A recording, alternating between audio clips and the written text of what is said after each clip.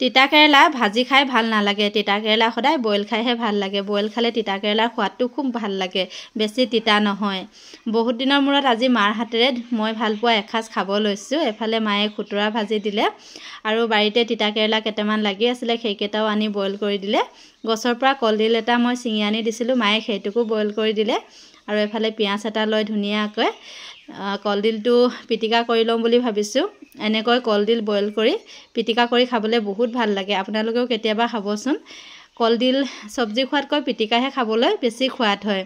আৰু এফালে মই কলডিলটো পিটিকি লৈছোঁ, চাওকচোন ইমান কোমল আৰু ইমান ধুনীয়া হৈছে। চেনিকলৰ কলডিল হয় এইটো, সেইটো কাৰণে অকণমান সৰু। আৰু চেনিকলৰ কলডিলবিলাক পিটিকা খাবলৈ বেছি ভাল হয়।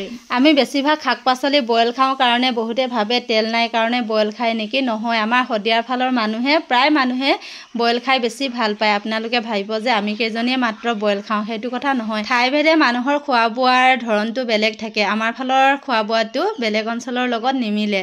আমাৰ ফালে সকলো মানুহে যিকোনো শাক পাচলি বিশেষকৈ বইল কৰিহে খায়।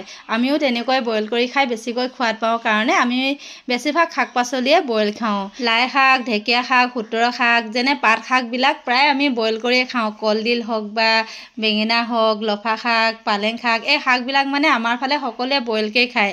আৰু তেলটো আমি খুব কমহে খাওঁ, তেলৰ ব্যৱহাৰটো বহুত বেছি কম হয়। যেনেকৈ পুৰি চুৰি বনালে কেতিয়াবা তেলটো ব্যৱহাৰ কৰা হয়। আৰু কিছুমান শাক পাচলি যেনেকৈ মটৰ, চানা এইবিলাকত মানে তেলটো ব্যৱহাৰ কৰা হয়। কিন্তু বাকী যিবিলাক ফ্ৰেছ শাক পাচলিত আমি খুব কম সংখ্যকহে তেল ব্যৱহাৰ কৰোঁ। সেইটো আমাৰ অঞ্চলৰ এটা পৰম্পৰা বুলিয়ে ক'ব লাগিব। আপোনালোকে যিসকলে আমাৰ শদিয়াৰ বাহিৰৰ পৰা চাই আছে, আপোনালোকে আমাৰ শদিয়াত থাকি মেলি গ'লে গম পাব। কিন্তু আলহী অতিথি আহিলে আমি বইল নোখোৱাওঁ, কিন্তু আমি নিজেহে বইল খাওঁ। আৰু সেইকাৰণে মানে আজি ময়ো মায়ে বনাই দিয়া বইল শাকেৰে ভাত এসাঁজ খাওঁ বুলি লৈছোঁ। এফালে মায়ে মটৰ, চানা, আলুৰ চব্জি বনাইছে, কিন্তু সেইখিনি খাবলৈ সোৱাদ লগা নাই। এইখিনিহে খাবলৈ বেছি সোৱাদ হৈছে। আৰু এই কেৰেলাটো বেছি তিতা নহয়। এনেকৈ কেৰেলা ভাজিলে মানে অকণমান তিতাটো বেছি হয়, কিন্তু বইল কেৰেলাটোত তিতা একেবাৰে কম হয়। আপোনালোকে যদি কেতিয়াবা নাই খোৱা খাবচোন। আৰু কলডিলটো বিশেষকৈ বইল কৰি পিটিকা কৰি খাব, তেতিয়া চাবচোন সোৱাদটো কিমান বেছি ধুনীয়া হয়। খুতৰা শাকো এনেকৈ বইল কৰি খাবলৈ ভাল লাগে। আমি সেইটো কাৰণে মানে আমাৰ শদিয়াৰ ফালৰ মানুহবিলাকৰ আপোনালোকে স্বাস্থ্য পানীবোৰ চাব, মানে খুব সতেজ থাকে। কাৰণ মানুহবিলাকে সকলোবোৰ বস্তু অৰ্গেনিক হিচাপে পায় আৰু সকলো খোৱা বোৱা ধৰণ কৰণটো বেলেগ। আৰু এই শাক পাচলিবিলাক আমাৰ গাঁৱৰ বাৰীবিলাকত উভৈ নদী হয়, মানে কোনো ধৰণৰ ৰাসায়নিক সাৰ প্ৰয়োগ কৰিব নালাগে। যিহেতু মানুহৰ ঘৰত গৰু ছাগলী থাকে আৰু গৰু ছাগলী গোবৰৰ সাৰত এই শাক পাচলিবিলাক খুব বেছি ধুনীয়া হয়।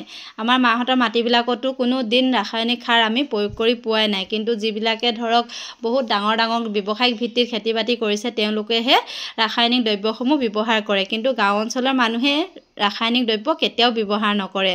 আৰু এইবিলাক আমি যিবিলাক খাওঁ, তাত কোনো ধৰণৰ ৰাসায়নিক দ্ৰব্য ব্যৱহাৰ কৰা নাথাকে। ঘৰৰ চাউল, ঘৰৰ শাক পাচলিৰে আমাৰ শদিয়াৰ মানুহে ধুনীয়াকৈ খায়। আমাৰ ফালে মানুহবিলাক চাকৰিজীৱী নহয়, খুব কম সংখ্যক মানুহেহে চাকৰি কৰে। সকলো মানুহ খেতিজীৱী হয়, কৃষিজীৱী হয়। প্ৰায় মানুহে খেতিৰ লগতে জড়িত, প্ৰায় মানে সৰহ সংখ্যকে আৰু সকলোৱে খেতি বাতি কৰিয়ে ঘৰখন চলে, বা ঘৰৰ শাক পাচলি, ঘৰৰ চাউল পাতেৰে আমাৰ ঘৰ দুৱাৰবিলাক ধুনীয়াকৈ চলি থাকে। ভিডিঅ'টো কেনেকুৱা লাগিলে আপোনালোকে জনাবলৈ নাপাহৰিব। আৰু আজি ভিডিঅ'টো ইমানে, ধন্যবাদ।